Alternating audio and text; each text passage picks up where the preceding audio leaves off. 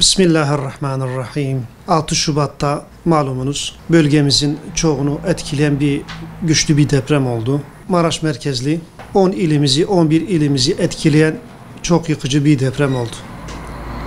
İlk saatten itibaren biz Umut Kervanı, Mardin Umut Kervanı olarak hemen çalışmalara başladık. Hemen deprem bölgesine buradan tırlarla battaniye, gıda yardımı, odun, soba götürdük. Oradaki vatandaşlarımıza, depremzede kardeşlerimize ulaştırdık.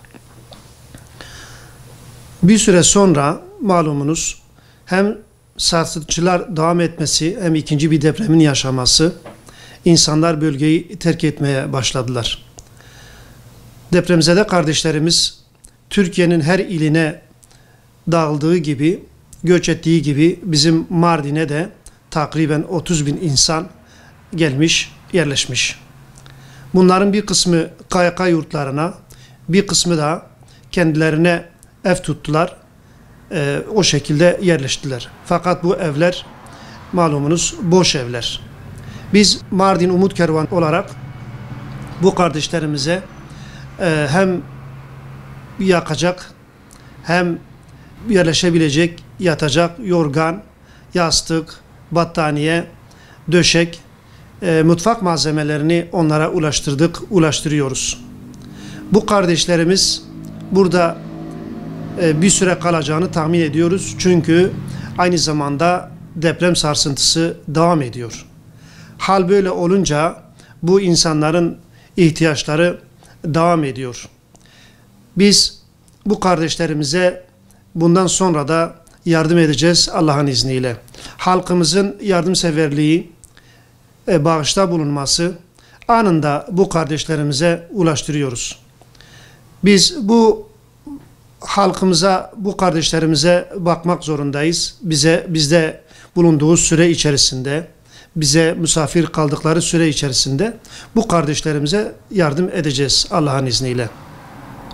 Aynı zamanda deprem bölgesinde de kalan kardeşlerimiz, hala orada yaşayan insanlar var. Çadır kentlerde kalan insanlar var.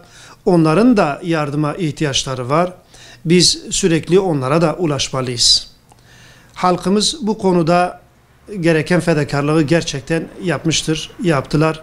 Ve inanıyorum ki bu saatten itibaren de bu yardımlar devam edecektir.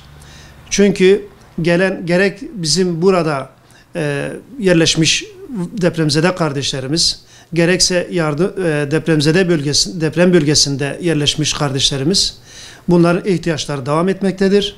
Biz bu kardeşlerimize halkımızla birlikte bakmak zorundayız, bakmalıyız. Bugün birbirimize sahip çıkmazsak, birbirimize yardım etmezsek ne zaman edeceğiz? Halkımızla birlikte, Mardin halkıyla birlikte, yardımsever kardeşlerimizle birlikte bu yarayı Allah'ın izniyle saracağız. Bu kardeşlerimize bakacağız. Onların ihtiyaçlarını gidermeye çalışacağız. Biz Mardin Umut Kervanı olarak çalışmalarımız devam ediyor. Bağışların, yardımların halkımızdan bekliyoruz.